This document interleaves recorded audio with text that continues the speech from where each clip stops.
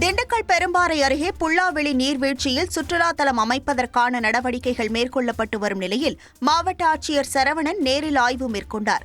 இப்பகுதி மலைவாழ் மக்களின் வாழ்வாதாரத்தை மேம்படுத்தும் விதமாகவும் சுற்றுலா பயணிகளை மகிழ்விக்கும் விதமாகவும் தமிழக அரசு சார்பில் 3,25,00,000 ரூபாய் செலவில் இப்பகுதியை சுற்றுலா தலமாக மாற்றும் பணி நடைபெற்று வருகிறது.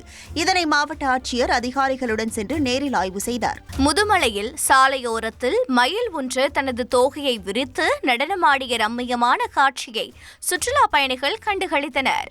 நீலகிரி மாவட்டம் கூடலூரை அடுத்துள்ள முதுமலை வனப்பகுதியில் செல்லும் தேசிய நெடுஞ்சாலையில்தான் இந்த மயிலானது குஷியாக ஆட்டம் போட்டுள்ளது.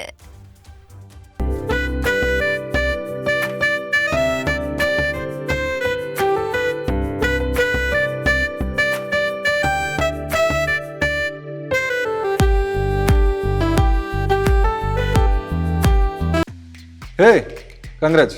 யார் அந்த பையன்? கல்யாணம் இல்ல, நான் பிசினஸ் ஸ்டார்ட் பண்ண போறேன். எப்படி? Pass Vala. Pass Vala, be the pass.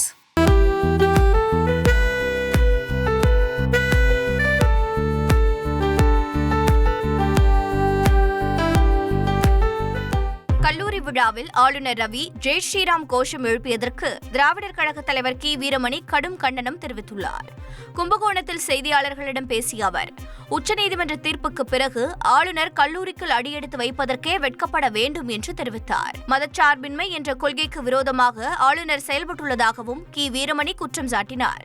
இந்திய அரசியலமைப்பு சட்டத்தினை கால்தூஸ் அளவிற்கு கூட ஆளுநர் மதிக்கவில்லை என முன்னாள் அமைச்சர் மனோ தங்கராஜ் குற்றம் சாட்டியுள்ளார். தனியார் கல்லூரி விழாவில் பேசிய ஆளுநர் ரவி ஜெய் ஸ்ரீராம் என கூறியதோடு மாணவர்களையும் கூற வைத்தது சர்ச்சையானது. இதுகுறித்து தனது எக்ஸ் பக்கத்தில் வெளியிட்டுள்ள பதிவில், பல மத நம்பிக்கைகள் உடைய கல்லூரி மாணவர்கள் மத்தியில் ஒரு குறிப்பிட்ட மதத்தை திணிக்கும் நோக்கில் தனது அதிகாரத்தை தவறாக கையாண்டிருப்பதாகவும், இப்பேற்பட்ட நஞ்சை சுமக்கும் நாகரிகமற்றவர்கள் எப்படி நடுநிலையுடன் மக்களுக்கு சேவையாற்ற முடியும் என்றும் மனோ தங்கராஜ் கேள்வி எழுப்பியுள்ளார்.